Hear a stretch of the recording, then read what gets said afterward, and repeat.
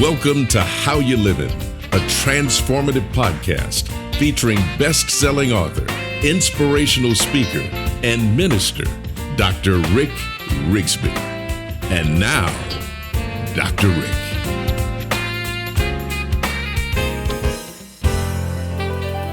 Hello, friends. Thanks so much for listening. We're in the midst of discussing how to drive change in your life in a positive way. Whether setting personal goals or developing professionally, change is the prerequisite for growth, and to merely exist, to maintain the status quo in one's life, promotes stagnation. Bottom line, if we're not changing, we're not growing. To change, to evolve, means forward progress must occur. Making positive changes, moving forward, decreases entropy and increases our level of overall satisfaction. Friends, I believe people really want to move forward. The question becomes how? How does one advance and make positive changes? I believe you begin by developing a pragmatic and reasonable roadmap. This series is motivated based on my decision to make positive changes necessary to improve my health. Over the last couple of years, I've lost over 100 pounds. And to maintain good health requires incorporating basic changes on a daily basis. Losing weight, you're not going to believe this, but that part was easy. But committing daily to continuing the process of transformation, that's the challenge. Committing to continue the process. It's called forward momentum. You see, for years, I would embark on change only to realize change on a short-term basis. My problem? I was outcome-oriented. Change is a process-driven endeavor. So part one of this series is titled Responsibility. Change will not occur unless you assume responsibility. My father taught me that. My dad, the wisest man I ever met in my life, a third-grade dropout. He taught me that reasonable change begins with assuming responsibility. He drilled in my head, son, don't expect other people to do for you what you can do for yourself. In other words, assume responsibility for yourself. This seems like such a small thing, but the mental shift is huge because the shift moves you from justification to acknowledgement, and such space has no room for blaming others or making excuses. Being responsible comes with a price. The problem for me? I wanted change. I just wasn't willing to pay the price. Former Alabama football head coach Nick Saban, who won 7 national titles, the most in college football history, once stated, "Everyone wants to win, but not everyone is willing to pay the price." You see, winners assume responsibility. Winners are accountable. Winners don't expect others to do for them. Winners have a right estimate of themselves. They are acutely aware of their weaknesses that need improvement and strengths that they need to exploit. And they're willing to pay the price to get better. It's been said that great people do things that other people don't. So the first element that drives change, responsibility, assuming responsibility, being accountable, assuming control. It requires a mental shift, a paradigm change. In other words, we're not going to be successful making external changes without making internal commitments. The second element that drives change is the topic for part 2 of this series. I've simply titled it Vision. As mentioned, for years I'd be excited about making changes, only to watch my enthusiasm fade and my frustration grow. The reason? I had no plan for sustained change, no roadmap, no vision. All I had was desire. And I would quickly learn that you need more than desire to make sustained change. Scripture states without a vision, the people perish. And I was perishing, not just physically, but emotionally, psychologically, mentally, in every way. I was perishing. I am today discovering that blaming others for my circumstances and making excuses for my behaviors blurs vision. The result? I was becoming non-productive. Rather than moving forward in a positive way, my vision was diminishing. Samuel Chan's quote is worth requoting. Samuel Chan wrote this great book, Leadership Pain, The Classroom for Growth. In this book, he mentions, quote, when we consider our pain more important than our vision, we will reduce our vision to the threshold of our pain. I want to say that again. When we consider our pain more important than our vision, we'll reduce our vision down to the threshold of our pain, end quote. Friends, don't be afraid to look in the mirror and ask the hard questions. A clear assessment of where we are is the birthplace for a clear vision. So, let's construct a vision by asking the following questions. Number one, what has stopped you in the past? In other words, identify specifically the roadblock. Number two, what specific changes do you desire? In other words, specify the specific changes. Number three, what daily action steps are required? In other words, implement some simple, pragmatic steps each day. Number four, why? Why should I intentionally carry out these steps? In other words, give yourself a reason or reasons for intentionally carrying out change. And number five, what is my strategy statement? In other words, what is my mission statement? What is the vision that I can articulate to myself every single day? Now, this is what I want you to do, friends. Write each of these questions down and then respond to the questions and make sure to write the responses down as well. Put them on your phone, put them in your computer, put them someplace where you can see them on a daily basis. I use index cards, but make sure that you're verbally mentioning the questions and answers every day for as long as it takes to rewire the way you think. I find that as I mention these questions and responses, it really challenges my existing paradigm. I find that as I mention, for example, what stops forward progress, I remind myself what I need to remain in process. I remind myself that I'm on a journey and it's a step-by-step, day-by-day journey. Hearing these changes that I need to make helps to reinforce the positive habit that I need to replace the previous habit. And so, here's an example from my weight loss journey, what I'm trying to explain.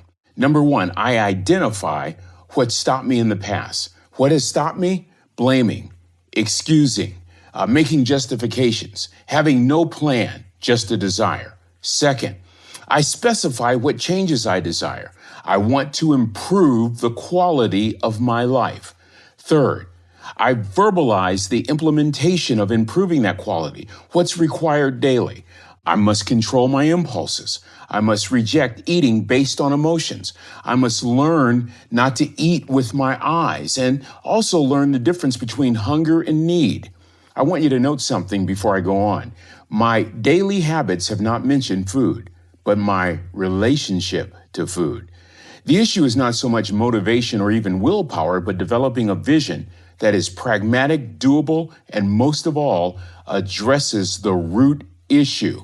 The root issue for me, my relationship with food. I had an unhealthy relationship. In other words, I refused to clearly see and acknowledge the reasons why I did not move from desire to change. Back to my list. Number 4, intention. Why should I carry out these steps? Friends, this is critical. If you can't answer the why question, you won't give yourself reasons for implementing daily steps. If I don't answer the why question, I will contribute to my premature demise.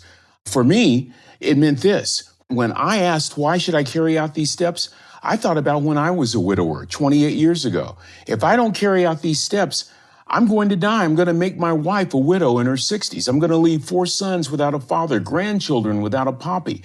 I will not have fulfilled the call of God on my life, and my health would be compromised for all the years remaining in my life. Asking the why question is critical. It is a critical part of formulating vision. If you cannot convince yourself with good reasons, forget about achieving an expected outcome.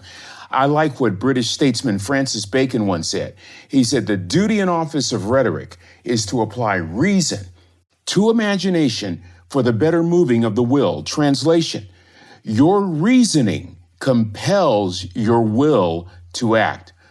Your reasoning gives your will permission to act. I remember back in college, I remember one night studying for a midterm exam that I did not study for the entire semester. I remember a knock at the door, a bunch of my buddies on their way to a party. Hey, Rick, let's go to this party with us. And I said, no, I got to study. I got a midterm tomorrow. Come on, Rick. Come on, forget about that, man. Go to the party with us. No, I got to study. I haven't studied the entire semester. The midterm is in a few hours. And then they said this, hey, Rick, that girl that you really like, she's going to be at the party. Boom. I'm up. I'm with the fellas. I'm gone. Listen again to what Francis Bacon said.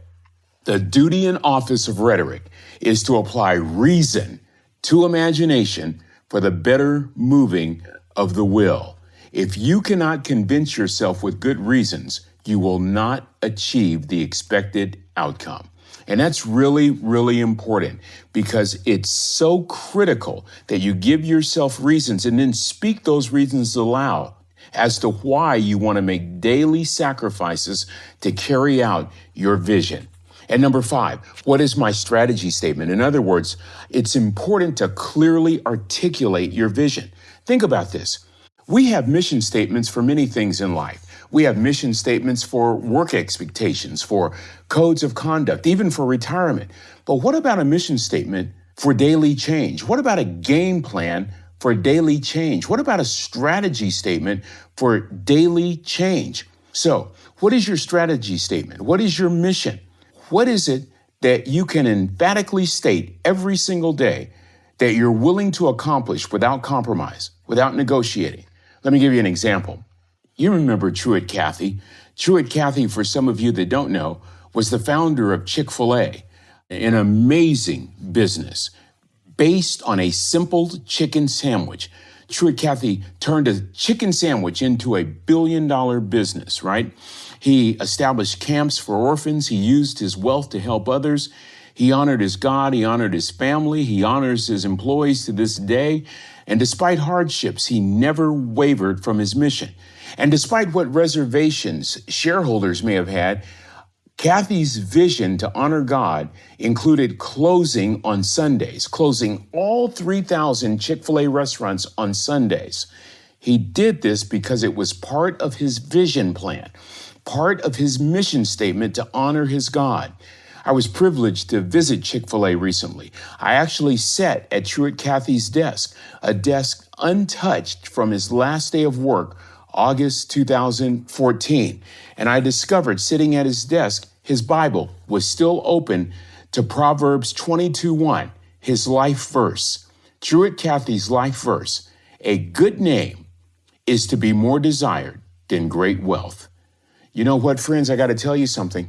It's so obvious to me that Truett Cathy lived his strategy statement, his mission statement every single day.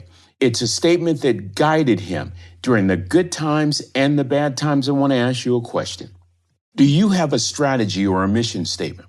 Something that guides your words and actions every single day? If you don't, how do you know where you're going? My mission statement, as an example, that guides me every day is simply this. Every day, I commit to glorifying God, to honoring my wife, to serving my family, and to offering encouragement and hope to all I come in contact with. Now, to achieve this, my mental, emotional, spiritual, and physical health must be at an optimal level. And the Bible verse that supports my statement, Philippians 4:13, I can do all things through Christ who strengthens me. Friends, your vision is your daily expectation for behavior, your requirement that you give yourself, your personal standard. It's a standard that's non-negotiable. It's a standard that you don't compromise. The implementation of this standard will be successful if your vision is practical, if your vision is clear, and if your vision is specific. Thus, sharpen your vision by identifying what has held you back in the past, by specifying changes you desire to achieve, by implementing those basic daily steps, by intentionally reminding yourself why these steps are critical, and by articulating your strategies every single day, identifying roadblocks, specifying goals, implementing daily steps, intentionally reminding yourself of the importance of these steps, and verbalizing your strategy on a daily basis, critical to developing and implementing and realizing the vision that you're setting forth this very day. Well, friends, that's going to do it for this episode. Until we meet again, this is Dr. Rick asking the most important question I can ask. How you living? Are you ready to make an impact in your world right now? Do you want to stop existing and start living your best life right now? Dr. Rick wants to give you the first chapter of his best-selling book, Lessons from a Third Grade Dropout, absolutely free. Just go to www.rickrigsby.com/free gift to get the print or audiobook right now. This is the podcastfactory.com.